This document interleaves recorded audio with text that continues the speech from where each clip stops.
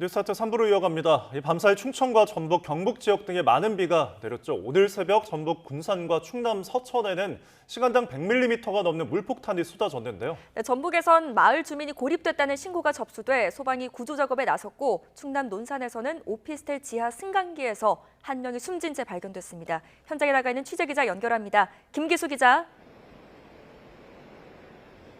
네, 대전 만년교회에 나와 있습니다. 네, 현재 지금 그곳 상황 어떤가요? 네, 새벽에 내린 빗줄기가 지금은 다소 약해진 상태입니다. 제가 서 있는 곳은 만년교 도로 한가운데인데요. 평소 같으면 출근길차가 지하다니는 곳이지만 만년교의 수위가 높아지면서 경찰이 양방향 통제에 나서고 있는 상태입니다. 대전과 충남, 세종에 내려졌던 호우경보는 모두 해제된 상태입니다. 대전 갑천 만년교와 복수교, 인창교, 원년교에는 홍수경보가 내려졌습니다. 금산 문안교는 홍수경보 수위를 넘어섰는데 하천 범람으로 저지대 침수가 발생하고 있다며 고지대로 대피하라는 재난 문자가 발송되기도 했습니다. 대전 일대 하상도로와 주차장은 모두 통제된 상태입니다.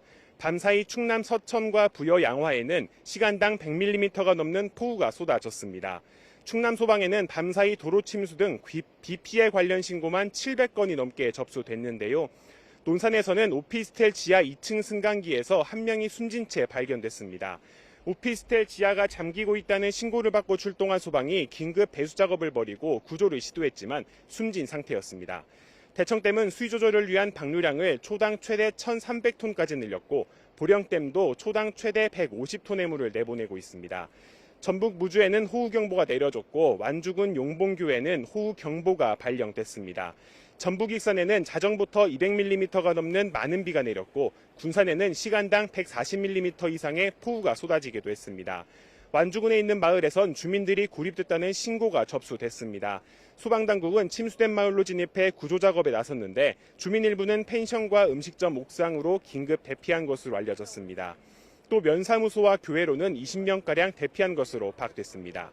경북 경상과 경주, 포항 등 13개 시군엔 강한 비가 내리면서 호우경보가 발효 중입니다.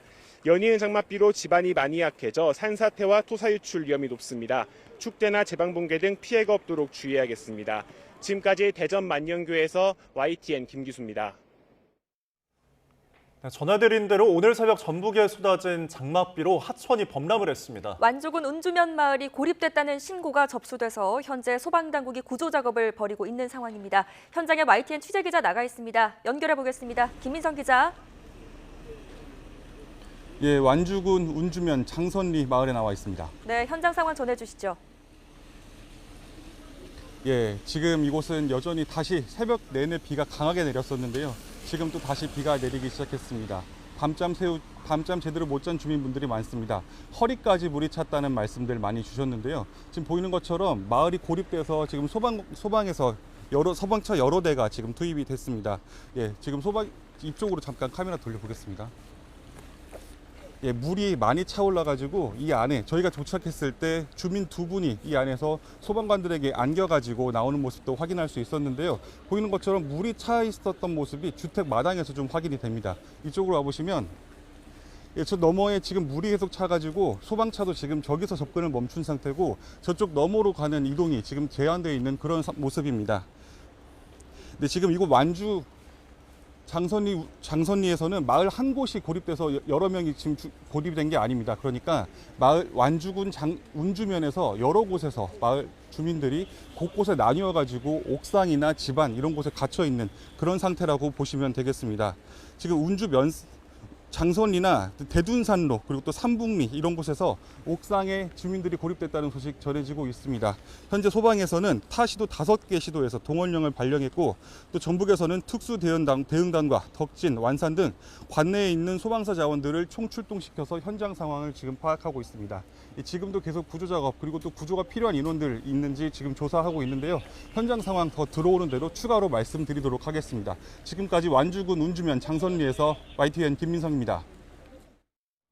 네, 하천이 고립되면서 마을이 고립된 하청이 범람하면서 마을이 고립된 그 현장에 기자가 나가 있는 모습 보셨는데 이 전국에 비가 이렇게 쏟아지면서 피해가 곳곳에서 잇따르고 있습니다. 주택과 상가는 물론 차량도 물에 잠기고 심지어 산사태로 도로가 통제되기도 했습니다. YTN에도 폭우 피해와 관련된 제보 영상들이 쏟아졌는데요. 자세한 내용 취재기자 연결해서 들어보겠습니다. 윤태인 기자.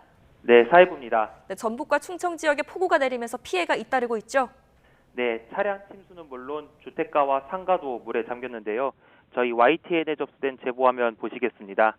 오늘 새벽 1시 반쯤 전북 군산시 나운동 주택가입니다. 쏟아진 폭우에 물바다로 변해버린 모습 볼 수 있습니다. 주차된 차량을 보면 바퀴 위까지 물에 잠겼고요. 집안까지 빗물이 흘러들면서 난장판이 된 모습 볼 수 있습니다. 이번에도 나운동입니다. 오늘 새벽 2시 40분 상황입니다. 도로가 거대한 강으로 변해버렸는데요. 한가운데 보시면 흰색 차량이 물에 거의 잠겨버린 모습 볼 수 있습니다. 다음 오늘 새벽 1시 40분쯤입니다. 전북 군산시 신창동에 있는 라이브 카페인데요. 제보자는 YTN과의 통화에서 화장실 하수구와 바닥 타일 사이에서 물이 역류했다고 설명했습니다. 갑자기 쏟아진 비에 출입문으로 물이 시냇물처럼 흘러 들어오고 있었는데요. 이 때문에 가게 곳곳이 흙탕물로 뒤덮였습니다. 지금 보시는 화면은 오늘 새벽 3시쯤 전북 익산입니다. 도로에 물이 차올라 차가 힘겹게 앞으로 나아가고 있고 또 마트에는 빗물이 흘러들어서 상품이 진열돼 있었던 바닥이 엉망이 된 모습도 볼 수 있습니다. 이번에는 충남 서천군 판교면 새벽 3시 상황입니다. 폭우가 만들어낸 거센 물줄기가 집 근처로 쏟아지면서 위태로운 모습 볼 수 있습니다. 비슷한 시각에는 대전 유성 방동저수지 근처에서 4번 국도에는 산사태가 났습니다. 흙더미가 도로를 덮치면서 통행에 차질이 빚어졌지만 다행히 다친 사람은 없었습니다. 자세한 피해 규모는 저희가 찍게 되는 대로 전해드리겠습니다. 지금까지 사회부에서 YTN 윤태인입니다. 네, 밤사이 충청 지방에 이어 전북에도 시간당 최고 146mm의 물폭탄이 쏟아졌습니다. 네, 이 밖에도 충청과 경북도 시간당 100mm 안팎의 비가 집중돼서 호우와 산사태가 비상입니다. 자세한 호우 현황 알아보겠습니다. 원희다 캐스터. 네, 상암동 야외 스튜디오에 나와 있습니다. 네, 강한 비가 집중된 충청 이남 지역 비 상황 자세하게 전해주시죠. 네, 지난 밤 사이 보라색의 폭우 구름이 가장 큰 영향을 준 지역은 전북 군산입니다. 이 지역에는 시간당 최고 150mm 이상의 물폭탄이 쏟아졌는데요. 또 새벽 사이 100mm 이상의 많은 비도 쏟아졌습니다. 그런데 앞으로 문제는 이 지역에 최고 120mm 이상의 많은 비가 시간당 최고 60mm의 강도로 더 쏟아진다는 겁니다. 이 지역에 계신 분들은 산사태나 저지대 침수 등 피해 없도록 안전에 만전을 기해 주시기 바랍니다. 밤사이 비 상황부터 살펴보도록 하겠습니다. 전북 군산 어청도에 시간당 146mm, 전북 익산 함라에 시간당 125.5mm, 충남 금산에도 시간당 84.1mm의 물폭탄이 쏟아졌습니다. 자정 이후 5시간 동안 내린 비의 양도 많았습니다. 전북 익산 함라면에 255mm, 전북 군산에 196mm를 기록하고 있습니다. 지금은 보라색의 강한 비구름이 경북 쪽으로 이동하면서 이 지역에 호우 경보가 내려져 있고요. 경북 구미와 김천에는 강한 비로 피해가 우려돼 기상청에서 긴급 호우 재난 문자를 발송했습니다. 앞으로 오늘 낮까지 충청 이남에는 시간당 30에서 최고 60mm 안팎의 매우 강한 비가 집중되겠습니다. 또 오늘 충청 이남에는 많은 곳은 최고 80에서 120mm 이상의 폭우가 더 쏟아질 것으로 보여 주의가 필요하겠습니다. 네, 호우로 인해 산사태 위기경보도 한 단계 더 격상이 됐다고요? 네, 강한 비가 집중된 충청과 전북, 경북에는 산사태 위기경보 심각 단계로 상향됐습니다. 이 정도면 재난 수준인데요. 자세한 특보 상황부터 살펴보겠습니다. 이들 지역에는 산사태 경보가 내려져 있고요. 경기 남부와 강원 남부, 그 밖에 남부 곳곳으로도 산사태 주의보가 내려져 있습니다. 위험 지역에 계신 분들은 접근을 피하고 안전한 곳으로 대피하시기 바랍니다. 오늘 오전까지는 곳곳에 호우가 쏟아지다가 밤에는 비가 대부분 그칠 것으로 보이는데요. 주 후반에는 정체전선이 남하하면서 남해안과 제주도를 중심으로 장맛비가 내리겠고요. 내륙에는 무더위 속 소나기가 자주 내릴 전망입니다. 현재 비와 함께 남해안과 제주도를 중심으로는 강풍주의보가 내려져 있습니다. 이들 지역에는 초속 20m 안팎의 돌풍이 몰아치는 만큼 시설물 관리와 안전사고에 각별히 유의하시기 바랍니다. 지금까지 YTN 원희다입니다. 네, 이번에는 전문가 연결해 집중호우와 관련한 대비 요령 자세히 알아보겠습니다. 네, 이영주 서울시립대 소방방재학과 교수 전화로 연결해 보겠습니다. 교수님 나와 계시죠? 네, 안녕하십니까. 네, 이 밤사이 충남 그리고 전북에 많은 비가 내렸습니다. 일부 지역은 소강 상태를 보이기도 하는데 지금 비가 그쳤다고 해서 안심해서는 안 되겠죠? 예, 맞습니다. 앞서 기자님이 말씀해 주신 것처럼 밤사이에 굉장히 많은 비들이 중부지방 중심으로 해서 비가 내렸거든요. 네. 근데 지금 아침이 되면서 약간 전국적으로 좀 이제 소강 상태 이런 상황이긴 합니다. 하지만 이제 오늘은 아직까지 비가 지역마다는 좀 다르긴 합니다만 최대 100mm에서 한 200mm 정도 추가적인 강우가 있을 걸로 예상이 되고 있거든요. 네. 그리고 또 짧은 시간에 이러한 비들이 또 집중되는 경우에 더 피해가 더 크게 발생할 수 있기 때문에 오늘 내일 이렇게 비가 예고된 이런 시기에 네. 좀 충분히 대비를 하시고 조심할 필요는 있겠다 생각이 됩니다. 예, 말씀하신 것처럼 앞으로 더 많은 비가 내릴 것으로 예상이 되는 지역별로 좀 특성별로 좀 살펴보겠습니다. 충청과 전북 지역은 농지대와 또 하천이 많지 않습니까? 이 지역에서는 특별히 어떤 걸 좀 대비하면 좋을까요? 예, 당연히 이렇게 소강 상태가 되면 나는 이제 농민분들께서는 이렇게 이제 이 배수로 같은 것들을 정비하러 이렇게 이제 나가시는 경우들이 있는데 이런 과정에서 오히려 이제 배수로 정비하다가 이렇게 이제 위험한 상황들 혹은 또 이제 화를 당하시는 경우들이 있거든요. 또 배수로 네, 정비할 교수님 때 잠시만. 네, 교수님 저희가 대담 중에 죄송합니다. 저희가 연결을 먼저 하고 잠시 후 이제 대담을 이어가도록 하겠습니다. 자, 윤석열 대통령 미국 인도태평양 사령부를 방문을 했는데 이곳에서 격려사를 진행하고 있습니다. 현재 함께 현장 보시죠. 같은 한미 동맹과 우리의 연합 방위 태세를 확고히 다지기 위한 것입니다. I stand here amid grave global geopolitical situation and instability on the Korean Peninsula because visiting no other place can better demonstrate and strengthen our ironclad alliance and robust combined defense posture than coming to the Indo-PACOM. 북한 정권은 주민들의 처참한 삶을 외면한 채 핵과 미사일 능력을 고도화하고 핵의 선제 사용을 법제화했습니다. 또한 북한은 러시아와 불법적인 무기 거래를 통해 한반도는 물론 세계의 평화를 위협하고 있습니다.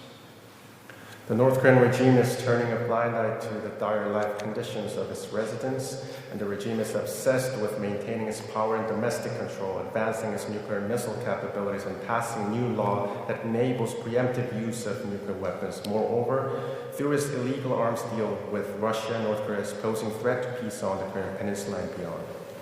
지난달에는 러시아와 포괄적 전략적 동반자 관계에 관한 조약을 체결하고 군사 경제 협력을 강화하여 국제사회의 우려를 더욱 깊게 하고 있습니다. Last month, Pyongyang signed a treaty on comprehensive strategic partnership with Moscow and pledged to strengthen their military and economic cooperation, raising concerns of the international community. 이러한 무모한 세력으로부터 우리의 자유와 민주주의, 경제적 번영을 지켜내기 위해서는 강력한 힘과 함께 가치 공유국 간의 연대가 필수적입니다. In order to defend our freedoms, democracy, and prosperity from those reckless actors, we need strength, and countries who share common values must unite in solidarity. 작년 8월 한미일 3국은 캠프 데이비드에서 정상회의를 통해 한미일 3국 협력의 새 시대를 열었습니다. 그리고 지난 6월 캠프 데이비드 합의에 따라 한미일 3국 최초의 다영역 군사 훈련인 프리덤 엣지 훈련이 성공적으로 수행되었습니다. 저는 훈련을 위해 방한한 시어도 루스벨트 항모에 승선하여 미국의 확고한 방위 공약과 태세를 제 눈으로 확인했습니다. In August last year, the Republic of Korea, the US, and Japan opened a new era of trilateral partnership at the Camp Davis Summit. And last month, as part of the follow-up measures of the summit, the Freedom Edge exercise, the first ever multi-domain trilateral exercise, was conducted successfully. Before the exercise, I was aboard USS Teddy Roosevelt and witnessed the robust US commitment and preparedness to defending Korea. 또한 지금 이 시간 이곳 하와이 근해에서는 대한민국의 율곡 2함과 미국 칼빈슨 항모를 비롯해서 한미 양국과 우방국들이 참여하는 가운데 작전 능력과 상호 운용성을 강화하는 림팩 훈련이 진행되고 있습니다. Also at this moment in Hawaiian waters, the RIMPAC exercise is taking place, joined by the ROC Navy's DDG-992 and U.S. Navy's USS Carl Vinson, and many Navy vessels from the ROK, the U.S. and other partners, with the aim of enhancing operation capabilities and interoperability. 공고한 공약과 협력의 토대를 둔 강력한 능력이야말로 규범에 기반한 영내 질서를 굳건하게 수호하는 원동력입니다. 그리고 그 근간에 바로 인태사령부가 있습니다. Strong capabilities undergirded by rock-solid commitment and close cooperation are the true driving force defending the rules-based order in the region based on our values and norms, and Indo-PACOM is at the very heart of this effort.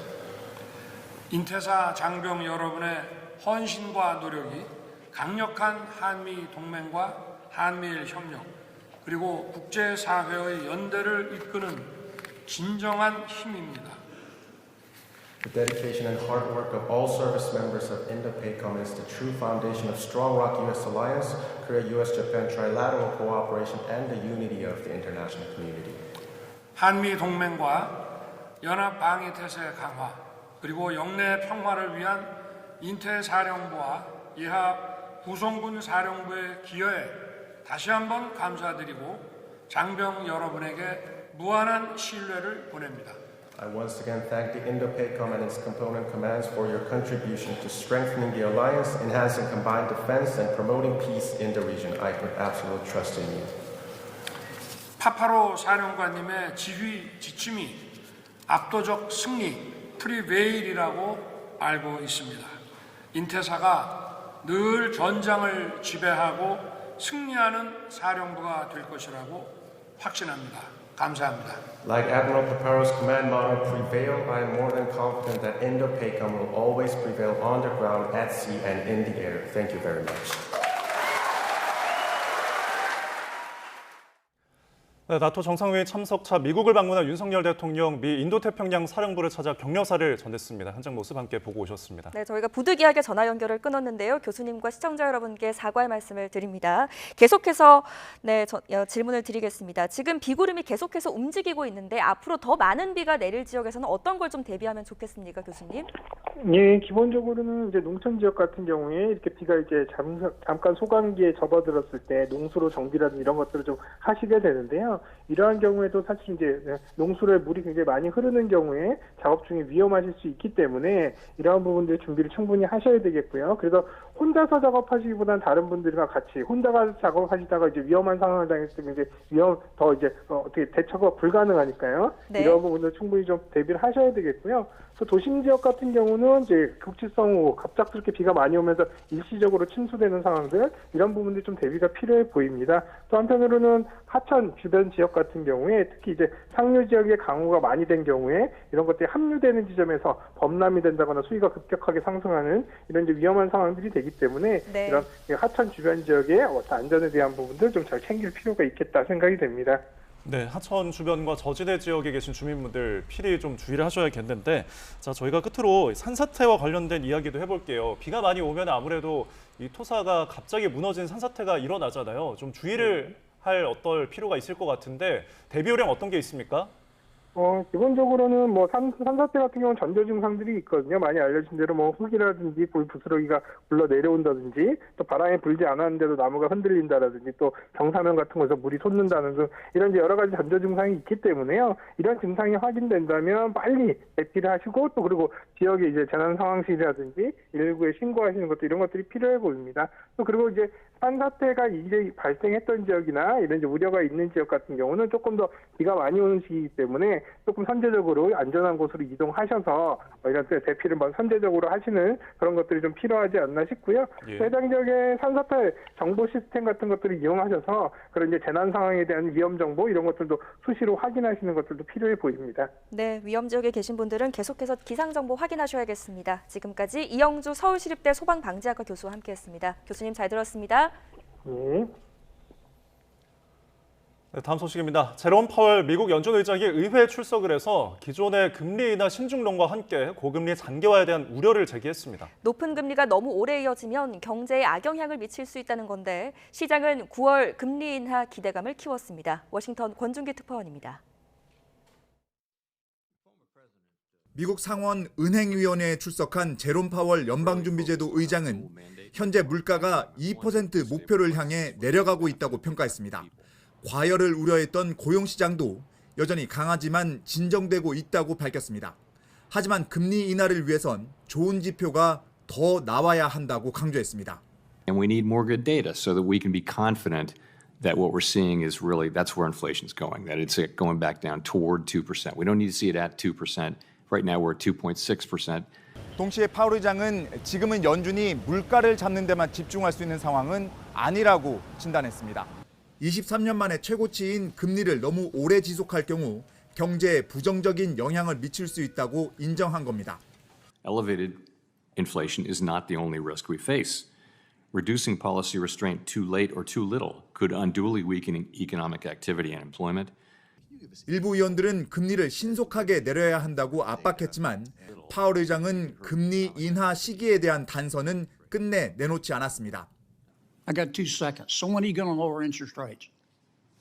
I'm today not going to be sending any signals about the timing of any future actions.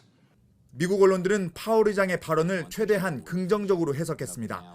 오는 9월 금리 인하가 시작돼 올해 2차례 금리를 낮출 거라는 관측을 전했습니다. 이에 따라 뉴욕 증시에서 S&P 500과 나스닥은 최고치 경신 행진을 이어갔고 다우지수는 낙폭을 줄여 0.13% 하락 마감했습니다. 워싱턴에서 YTN 권중입니다.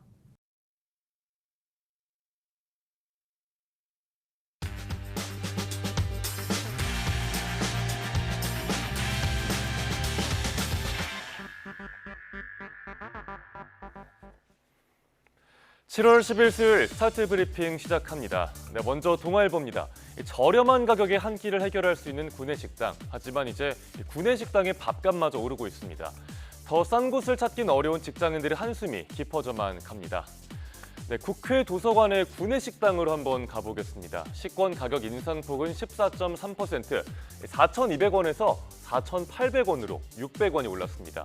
이런 국회 같은 공공기관뿐만 아니라 일반 기업들도 구내식당 밥값을 올리는 추세입니다. 네, 보시는 것처럼 전체 소비자 물가는 좀 내려가고 있습니다. 하지만 구내식당 식사비는 올랐죠. 원재료인 농축수산물 가격이 뛰었기 때문입니다. 그러니 기존 가격으론 인건비랑 원재료도 못 되는 상황이라고 합니다. 전체 외식 물가 상승률보다도 1.3%포인트 높았습니다. 문제는 외식 물가도 전반적으로 만만치가 않다는 겁니다. 보시듯이 직장인들이 자주 먹는, 선호하는 점심 메뉴 대부분 가격이 4% 이상이 올랐죠. 이렇게 길어지는 고물가 속 직장인들의 지갑은 점점 얇아져만 갑니다. 저소득층을 대상으로 음식을 싸게 살 수 있는 쿠폰을 제공하는 등 정부 지원책이 필요하다는 전문가 조언도 신문은 전하고 있습니다. 이어서 중앙일보입니다. 좀 가슴 아픈 제목입니다. 폐지 주는 어르신들이 전국에 약 15,000명, 평균 연령은 78세고요. 고된 몸을 이끌고 일해서 손에 쥐는 돈은 한 달에 77만 원입니다. 네, 보건복지부가 처음으로 전수조사를 해서 발표한 내용입니다. 폐지 수집 노인이 전체 노인의 0.1%에 해당하고요. 서울과 경기에 많았고 여성이 55%로 절반 이상입니다. 또 연령 구간별로는 80에서 84세가 28.2%로 가장 많았습니다.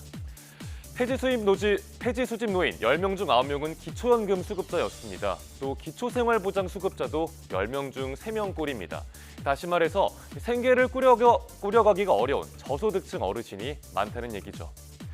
네, 이번 조사를 통해서 900명이 넘는 어르신들이 정부의 보건복지 서비스를 받게 됐습니다. 하지만 여전히 사각지대 노인분들도 많겠죠. 이들이 지역사회에서 고립되지 않도록 더 따뜻한 관심과 지원이 필요해 보입니다. 다음은 조선일보입니다. 누가 높이 쌌나 한때 하늘 높은 줄 모르고 올라가던 마천루 시대가 점점 저물어 가고 있습니다. 네, 공사가 중단되거나 무산된 각국의 초고층 빌딩들이 하나씩 서 있는데요. 네, 왼쪽에서 두 번째 건물을 한번 볼까요? 네, 저희 YTN을 포함한 방송국들이 밀집해 있는 서울 상암동 DMC의 100층 이상의 건물이 지어질 예정이었습니다. 하지만 최근에 이 사업 자체가 아예 무산됐습니다. 왜 그런 걸까요? 먼저 고금리의 원자재 값까지 급등하면서 공사비가 치솟았죠. 또 완공을 한다 해도 경기 침체 때문에 수요도 예전 같지가 않은 겁니다. 또 70층이 넘어가면 평당 공사비가 2배 수준인 것도 부담입니다. 텅 빈 마천루가 늘어난 중국에선 3년 전부터 아예 500m 이상의 건물을 짓지 못하게 돼 있다고 하네요. 최근 세계 각국은 랜드마크 높이 경쟁에서 손을 떼는 분위기입니다. 혁신적인 설계나 독특한 외관 등 독창성을 갖춘 건물들이 랜드마크로 주목을 받고 있습니다. 네, 7월 10일 아침 신문 살펴봤습니다. 지금까지 스타트 브리핑이었습니다.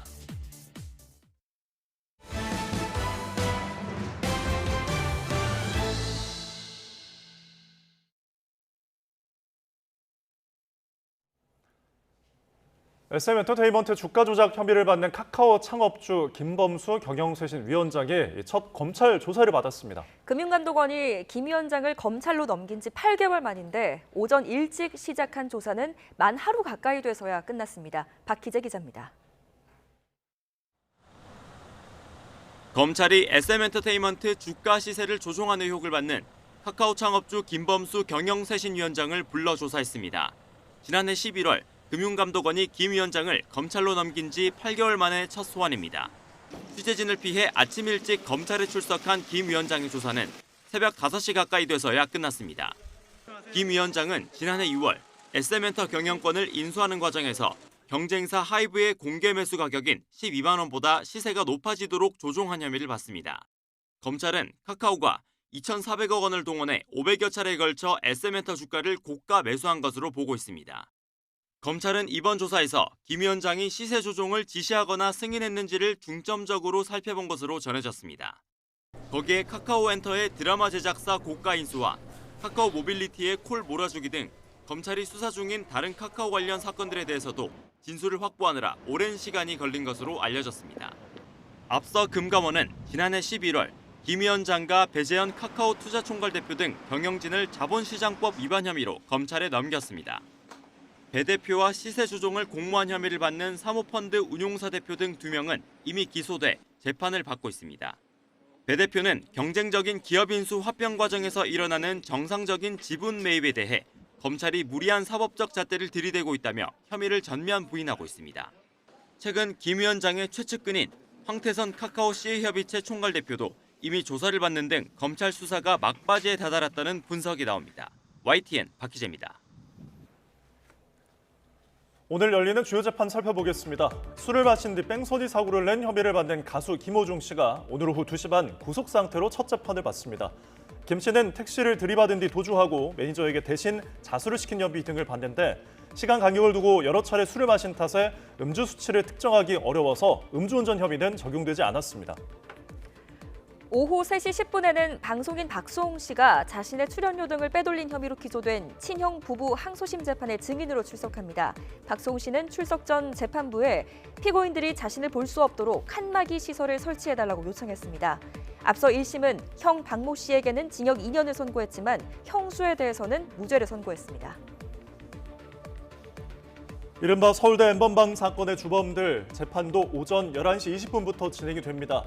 검찰은 지난달 주범 강모 씨가 동문 박모 씨에게 피해자들의 사진을 받아 허위 영상물을 제작하고 전송한 것으로 보고 있는데요.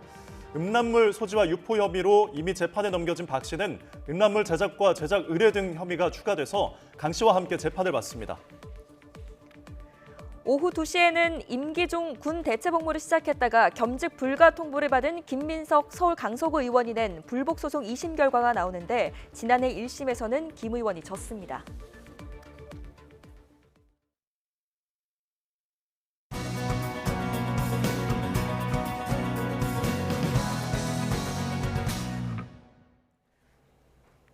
최신 경제 소식을 빠르고 친절하게 전해드립니다. 스타트 경제, 오늘은 석병훈 이화여대 경제학과 교수와 함께하겠습니다. 교수님 어서 오십시오. 안녕하십니까? 어서 오십시오. 자, 오늘 세금 이야기 먼저 해보겠는데 일정 금액의 이상의 부동산에 적용되는 세금 종합부동산세, 종부세 있잖아요. 이거를 좀 살펴봤더니 종부세 70%를 상위 1%가 내고 있다고 하더라고요. 예, 그렇습니다. 개인과 법인 포함해서요. 납부자 상위 1%가 약 5천여 명입니다. 근데 이들이 작년에 납부한 총액은 2조 8,800억 원인데요. 이게 전체 종부세액 4조 1,900억 원의 68.7%로 약 70%가 됩니다. 결국 이들이 종부세 3분의 2 이상을 부담한 셈인데요. 1인당 평균 납부액은 5억 8천만 원에 달합니다. 네. 근데 더 재밌는 게 상위 0.1%로 그 범위를 더 좁혀도 종부세를 부담하는 비율이 상당히 높다고 하더라고요. 예, 맞습니다. 납부자 상위 0.1%는 495명에 불과한데요. 이들이 낸 종부세 규모도 1조 8천억 원에 달해서요. 전체 종부세액의 43%에 달합니다. 만약에 납부자 상위 10%로 범위를 넓히게 되면요. 4만 9천여 명인데 납부액 비중이 전체 종부세액의 88%에 달하는 것으로 알려졌습니다. 예. 결국은 부동산을 보유한 사람의 99%보다 1%가 더 많은 세금을 내고 있다. 그만큼 결국은 그 부동산 보유가 1% 혹은 10%에 몰려 있다고 볼 수 있는 통계인데 좀 이 부분에 대해서 해석의 여지가 더 필요할 것 같아요. 예, 실제로 데이터를 보면 상위 1% 납세자가 보유한 그 부동산이 공시가격 기준으로만 봐도 413조 5천억 원으로요. 1인당 평균 835억 2천만 원 규모의 부동산을 보유하고 있는 것으로 밝혀졌으니까요. 상위 1%에 엄청난 부동산이 집중돼 있는 것이죠. 그런데 이렇게 해석의 여지가 있다 보니까 정치권에서 최근 종부세 완화 논의가 계속 이루어지고 있잖아요. 고소득 상위 계층의 혜택이 집중될 수 있다 이런 지적도 나오더라고요. 예, 그렇지만 사실 경제가 돌아가는 원리는 그렇게 간단하지 않습니다. 이거는 소위 말하는 경제학에서 세금이 시장 참여자에게 배분이 되는 조세 귀착 현상 때문입니다. 뭐 예를 들면 다주택자들에게 종부세를 부과를 하면요, 다주택자들이 주택 보유를 줄이게 되고요. 그러면 이 임대 시장에서의 주택 공급, 임대주택 공급이 줄어들어서 임대주택의 가격인 뭐 월세 가격이라든지 전세 가격이 상승하게 돼 있습니다. 그래서 사실 세입자들이 이런 종합부동산세액을 갖다가 부담하게 되는 것이죠, 실제로. 그래서 이 연구 결과도 있는데요. 국책연구원이 조세재정연구원의 연구 보고서에 따르면요. 주택 공시가격 현실화율을 10%포인트 올리면 이게 재산세나 종합부동산세가 올라가는 효과가 있습니다.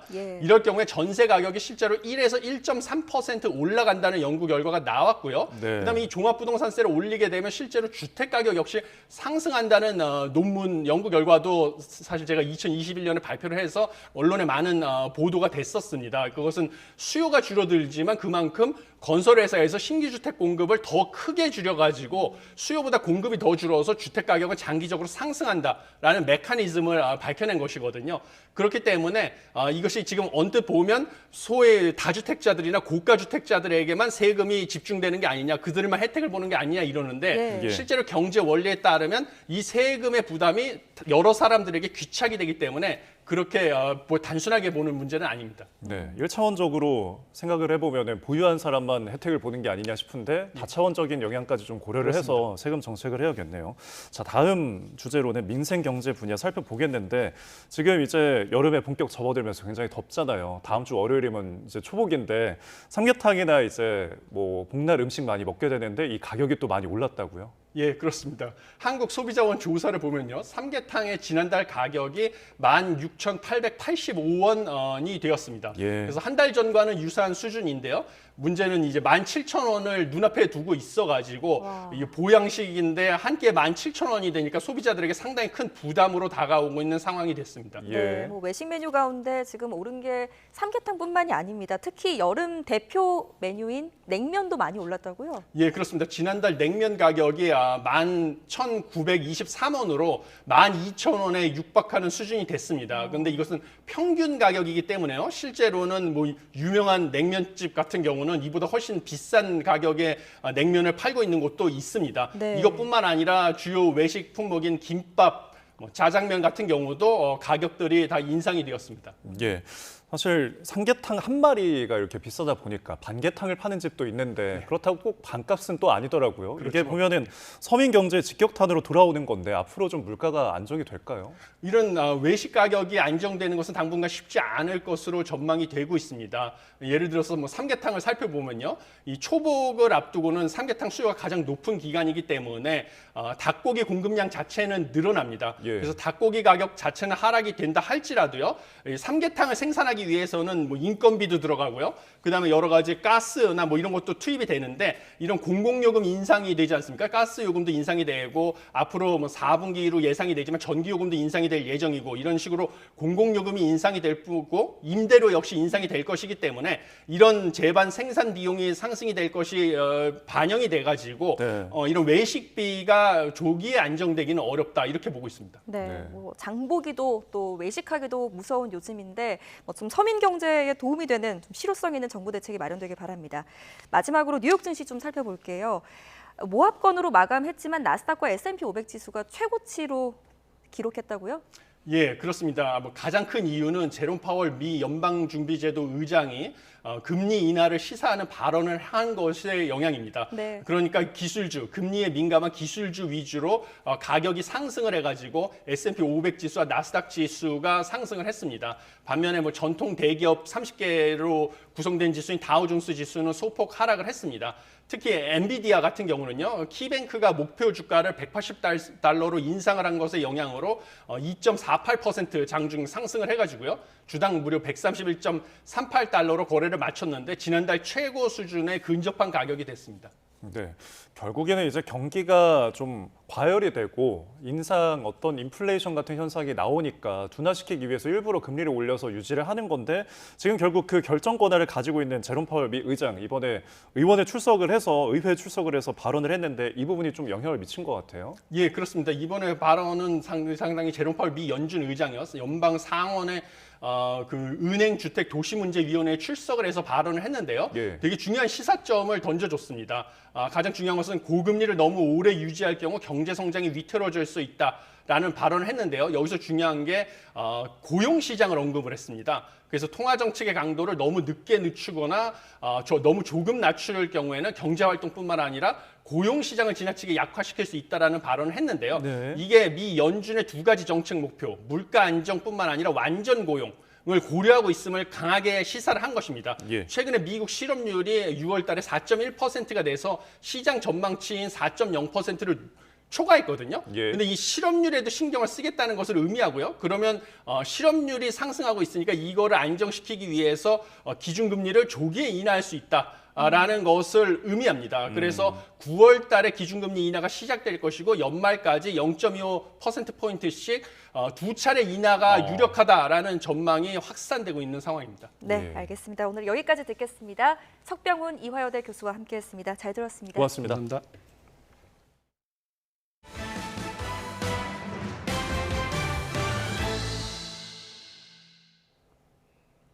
이스라엘군이 가자지구 남부 칸 유니스 인근 피란민이 머물고 있는 학교를 공습해서 최소 29명이 숨졌다고 로이터 통신이 보도를 했습니다. 부상자도 수십 명이 나온 것으로 알려진 가운데 사망자가 늘어날 가능성이 있습니다. 이스라엘 군은 별도의 입장을 밝히지 않았습니다. 이스라엘군은 가자시티에도 대대적인 폭격을 가해 팔레스타인 주민 수천 명이 피란길에 오르고 병원이 중단됐습니다.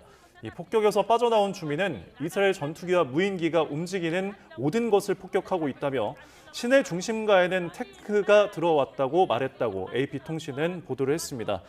이스라엘군은 가자시티 인근에서 하마스 터널 6km를 파괴했다고 밝혔습니다. 네, 방금 들어온 속보 전해드리겠습니다. 앞서서 전북 완주군 운주면의 한 마을이 고립됐다. 그래서 소방당국이 구조 작업을 벌이고 있다는 소식을 전해드렸었는데요. 속보가 들어왔습니다. 주민 18명이 전원 구조됐다는 소식이 들어왔습니다. 다시 한번 전해드리겠습니다. 앞서서 전북 완주군 운주면의 한 마을이 고립됐다. 폭우로 인해서 고립됐다는 소식이 들어있었는데 소방당국이 구조 작업을 벌인 결과 18명 모두, 마을 주민 18명 모두 전원 구조됐습니다. 당선천 일대였고요. 당초 요 구조자는 18명이었고요. 구조 인원은 18명 전원 구조됐습니다. 연락이 두절됐던 분은 연락이 된 것으로 확인이 됐습니다. 자세한 소식은 다음 뉴스에서 전해드리도록 하겠습니다. 네, 다음 소식 이어갑니다. 미국 상원이 2025 회계연도 국방예산 법안에 주한미군 규모를 현재 수준으로 유지를 하고 한국에 대한 확장 억제를 강화하라는 내용을 담았습니다. 상원 군사위원회가 공개한 국방수권 법안은 인도태평양 지역에서 미국의 안보 동맹과 파트너십을 강화하는 노력을 계속해야 한다는 게 상원의 인식이라고 명시를 했습니다. 그러면서 한국에 배치된 28,500명의 미군 규모를 유지하고 미국의 모든 방어 역량을 활용한 확장 억제 약속을 비롯해서 한국과의 동맹을 강화해야 한다고 밝혔습니다. 국방수권 법안은 지난 8일 상원 군사위원회를 통과해서 상원 본회의 심의를 앞두고 있습니다. 도널드 트럼프 전 미국 대통령이 재집권할 경우 북한과 직접 외교에 나서는 대신 한국의 불만을 잠재우기 위해 자체 핵무장을 용인할 수 있다는 미국 전문가 관측이 나왔습니다. 미국 브루킹스 연구소 앤드루 여 선임 연구원은 미국 대선에서 북한의 중요성이라는 제목의 보고서에서 트럼프가 북한과 협상을 마무리 지으려 할 가능성이 크고 이 과정에서 완전한 비핵화를 추구하지 않을 수도 있다고 전망했습니다. 특히 북핵 문제를 풀어낸 첫 미국 대통령이라는 업적을 차지하려는 트럼프의 욕망이 북한과 접촉을 부채질할 것이라며 실질적 약속을 받아내지 못하고 북한의 핵 체제만 용인하는 배드딜 우려가 벌써 제기된다고 지적했습니다. 2026년 이후 한국이 내일 주한미군 방위비 분담금을 정하기 위한 제12차 한미 방위비 분담 특별협정 5차 회의가 오늘부터 사흘 동안 서울에서 열립니다. 이번 회의는 지난달 25일에서 27일 서울에서 4차 회의를 개최한 지 2주 만에 진행되는 겁니다. 한미는 지난 4월 23일에서 25일 하와이에서 열린 첫 회의를 시작으로 5월 21일에서 23일 서울에서 2차 회의, 지난달 10일에서 10일 워싱턴에서 3차 회의를 진행했습니다. 양측은 분담금 규모와 인상률 책정 기준 등 핵심 쟁점을 둘러싸고 본격적인 협상 국면에 진입한 것으로 보입니다. 앞서 외교부는 4차 회의에서 주요 관심사안에 대한 상호 이해 폭을 넓히고 공감대를 확대하기 위해 생산적인 논의를 진행했다고 설명을 했습니다. 네, 수소에너지를 활용해 난방을 하는 아파트가 국내에서 처음으로 울산에 선을 보였습니다. 도시가스보다 싸면서도 안전하게 난방할 수 있을 것으로 보이는데요. 보도에 오태인 기자입니다. 아파트와 마땅한 곳에 2층짜리 건물이 들어섰습니다. 인근 공업단지에서 만들어진 부생수소를 10km 파이프로 끌어와 전기와 열을 생산하는 열병합 발전소입니다. 전력 생산량은 1시간에 1.3메가와트 정도로 모두 한국전력에 판매됩니다. 저희들이 생산할 수 있는 것은 대당 440kW 3개이기 때문에 시간당 1.32메가와트를 생산하고 있습니다. 한 달 정도 생산하면 약 900메가와트 정도가 될 것이고 단가로는 대략 1억 한 5천 정도 전후가 되지 않을까 생각하고 있습니다. 전기를 만들며 발생한 열은 아파트 난방으로 쓰입니다. 70도로 데워진 물을 공급하는데 난방비가 도시가스보다 30% 정도 저렴할 것으로 보입니다.